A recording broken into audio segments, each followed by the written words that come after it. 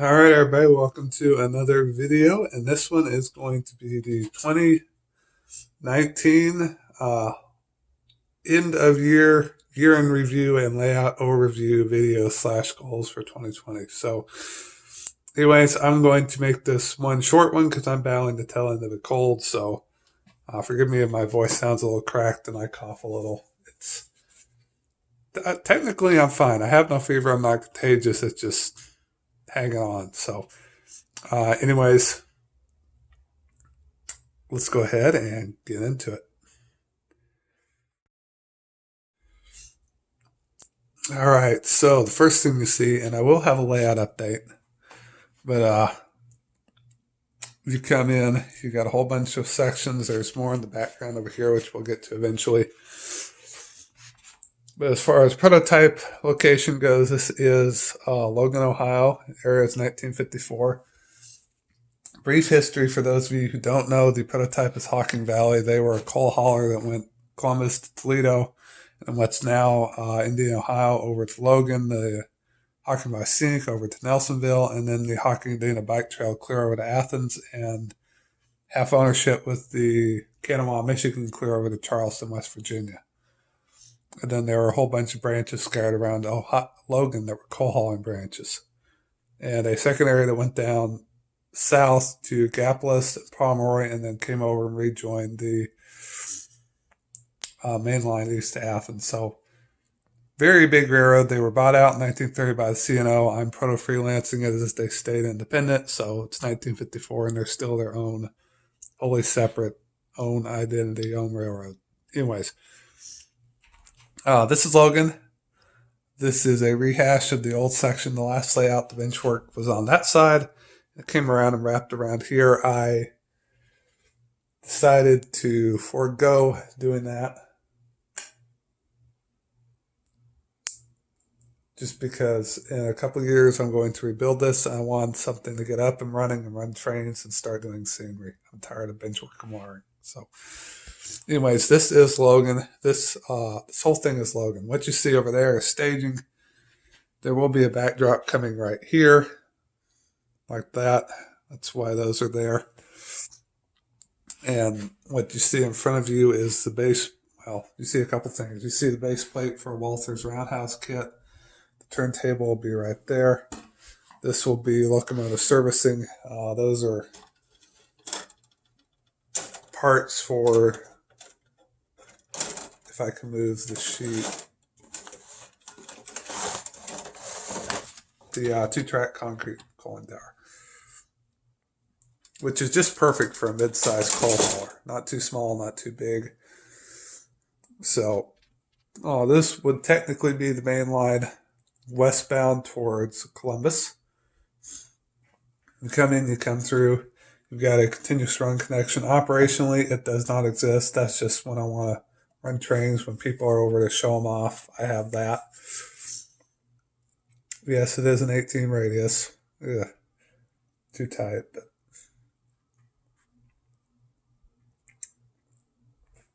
whatever.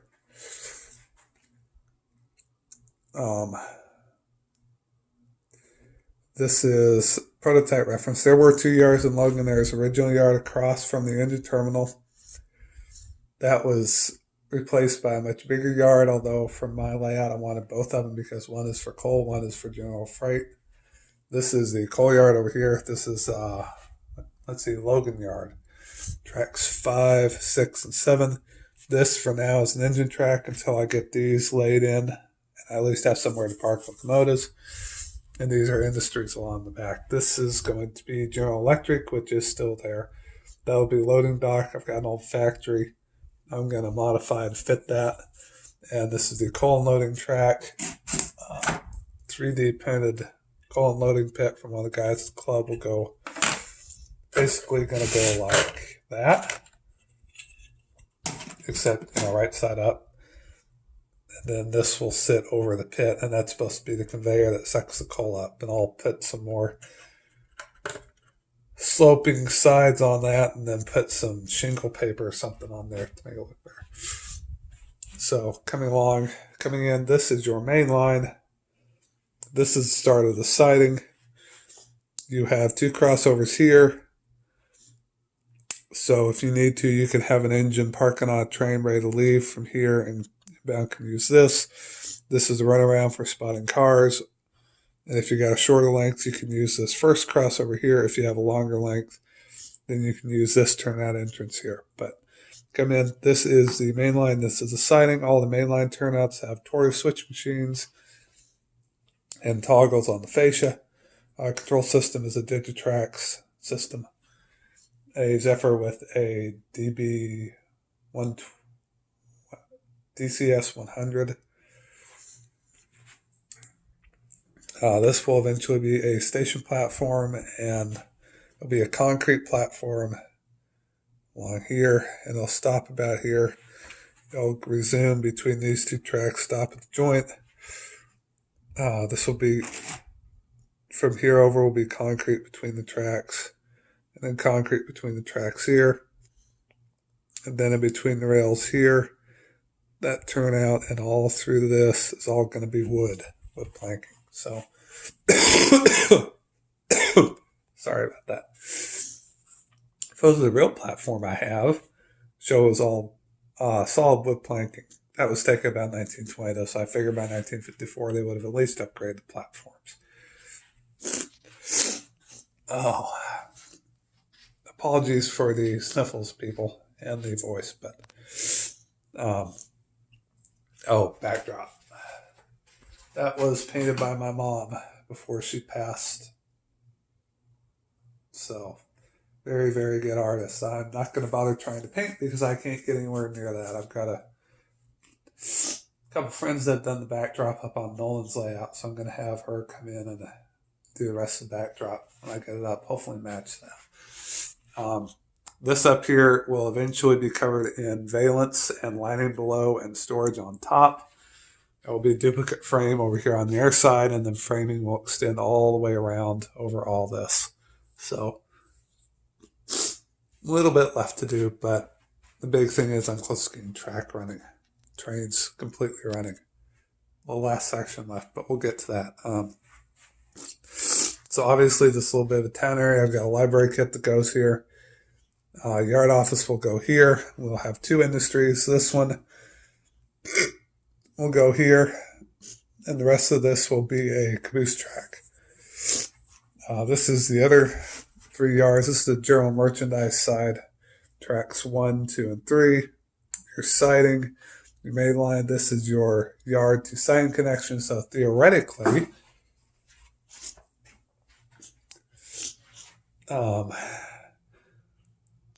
there's a coal drag that comes from Columbus and terminates here. So theoretically, it would come in over there. You come into the siding. The motive power would decouple here. It'd move up. You throw the switch, and then the helper engine would come, shove those cars into the yard, and then the motive power would back around, take that first crossover right here and into the engine terminal. Then when you're going between yards, building a mixed freight, you can work this yard, you can go over that yard, and you can use the siding right here, and you can do it all without fouling the main, which was the goal. So that's that. And then for this yard over here, we come along. We've got a switch lead. We've got an arc spur. This is where the power plant was, but you've got a heel here, and I just thought it was too big of an industry to fit in this narrow spot. So this is all going to come up. This is going to be instead what was I going to put here? I think the pipe company and the lumberyard. The Toll Industries. There's a freight house, a pipe company, a lumberyard, GE, and then I almost forgot to mention it. Where that stock car is sitting, that is going to be a house track / UFC ramp. And that track has to have feeder wires out and get spray painted. But so coming around here, turnouts are a mix of a whole bunch of stuff. Started out, I have redone the track and the turnouts 2 or 3 times as I've learned. Number 6s on here are all Atlas, the number 5s were Walthers. I mangled them up pretty good, so I've come back and replaced them with Pico. So like for instance in here, that's a Pico Code 100 set track number left. That's a Walthers Y Shinohara. Those are both Pico number 5s. That's a Pico number 4 right Code 100. And that's an Atlas number 6 left. These two are Walthers number 5s, and that's a Walthers curved. But anyways, again, siding main. This can be an engine pocket. You can also put cars here and run around them to switch that spur. You've got a switch lead right here, which will hold, depending on which track, you can fit nearly an entire track's worth. So if you're going from this track to this track or this track to this track, you can fit a whole train length. If you're going between these two, you can only fit 3 cars, I think. Well, you know what? Let's test it. I think it should be 3. But I can't exactly remember, so we'll just do this. No, you can fit a whole track. Because eventually this will come back further to right here. Or I might just leave it there, I don't know. But the important thing is you can fit a whole track's worth of cars. So, and then you've got this. So the general freight, scheduled general freight, when it picks up or drops off, if it's going towards Columbus from Charleston, you can bring it in, cut the caboose, the train pulls forward, you swap the cars, it backs up to the caboose and leaves. And then when it's coming from Columbus to Charleston, the train can come in, come around the corner. Cars will be on the head end, the motor power can cut, move forward to the turnout, swap the cars, engines back on, and they go ahead and leave. So that's pretty much what it is. There's a removable heel that goes here. That needs to be tweaked and painted and trees added. But this turnout, and then this is your side of continuous run. Again, in op sessions, this does not exist. So, but continuous run, to show it to people, yeah, it does. So, eventually these will both have tortoises on them, and I'll have a toggle switch. I'm just going to hide it underneath the layout somewhere. So during op sessions, you can't accidentally flip it, because operationally that connection doesn't exist. So moving on, again, we'll have a backdrop here, so you won't be able to see that over there. This is the workbench setup. I've got projects, a whole bunch of stuff all stashed down there. Coming along here, again, this will be a hill, and then it'll come down your main line west. I'm going to fix this turnout. When I said I mangled turnouts, I'm trying to see. I don't know if this will focus enough for me to show. But yeah, I didn't quite know what I was doing then. So I'm going to basically take everything out from there over, put new stock rail in, and new points, replace those points, and replace that throw bar with PCB bar and add jumpers and such. Fix that up. But anyways, it's going to go there, and then this is just going to be a spur to a truck dump or a one-track coal mine, something simple like that. So moving along, the air track comes through, which it has to, obviously. This is a Pico number 7 left. It'll be about there. So I'll disguise this somehow. Backdrop will come about like that. And then angle come over.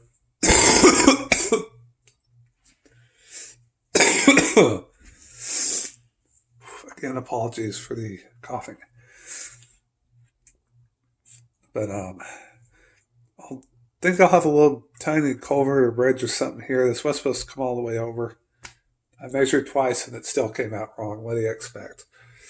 But 26 radius curve here.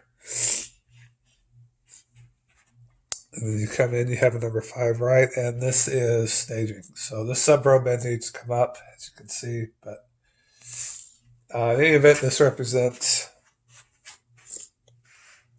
Columbus and Charleston. the scheduled through freights that come over that actually swap cars here start in Columbus and stop in Charleston. So that's why I have it labeled there. But 4-track, so this will hold everything. In reality, there were up to 3 local mine runs that ran out of Logan. There's a local that ran west to Lancaster, where there was a Pennsylvania interchange and a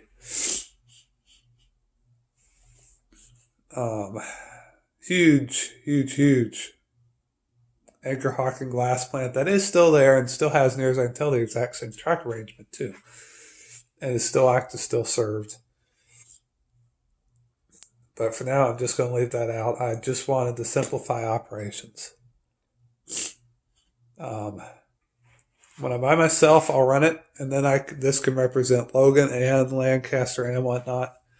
But I didn't want to have a switch list that says do all this stuff at all these different towns, and yet all you do is build the train and send it to staging. So that's pretty much the layout. I will have toggle switches to turn all these tracks on and off. Control the Tauruses from down there, so I'll have indicator LEDs. The purpose for that is just the flow of people. So over here, this is really wide, which is great. You'll have a yard crew, which will be a hostler and a switcher guy. They'll work that. They'll come over here, and the concept is, if they need to, aside from working that coal spur, they'll be the only ones over in this whole area over here. So they'll be here, with the throttle. They'll have their toggle switches here to line these turnouts. And if you're acquiring an inbound or outbound train, you'll be able to see signal indication from over here. But you'll just, you can do everything from here. Turn trap power on, line the turnouts, plug ports for your throttles, and you don't have to go that way and get into yard crew's way. So, trying to minimize the number of squeeze points. So as my indications might have alluded to, this layout is meant for operations. That's why I have a staging yard. Operations are run on a JMRI using the switch list and the freight car database.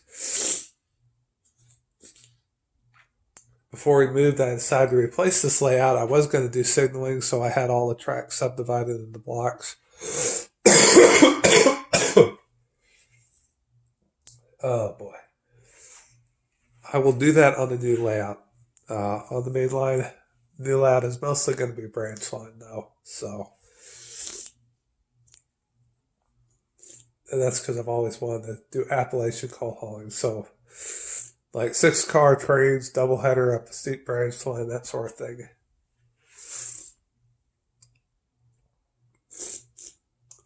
But anyways, layout updates come. I have made a bunch of progress, so that's pretty much the overall tour. Nobody commercially makes models, so I am custom painting stuff and custom decaling. But anyways, that is basically an overview of the layout. Room is 10 by 14.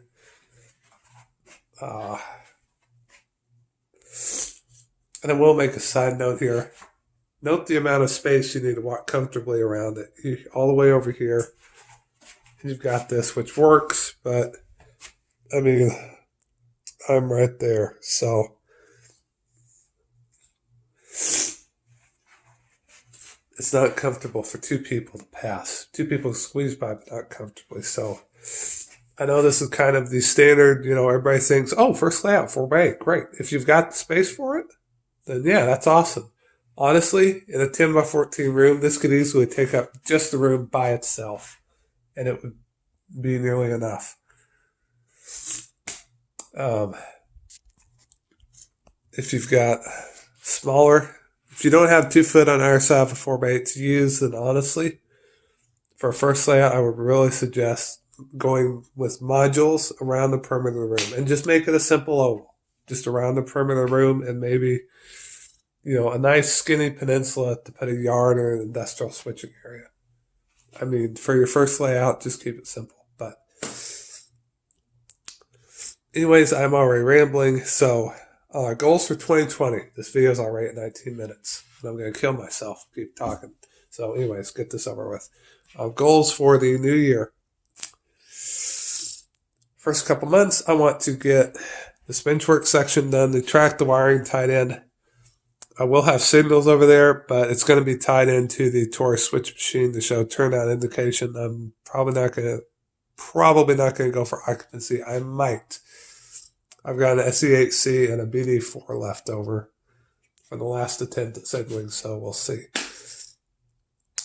But get that done, get this laid in, at least permanently lay in the turnouts and the service track so I can park engines. And then the big goal for 2018, get the lighting done. 2020, get the lighting done.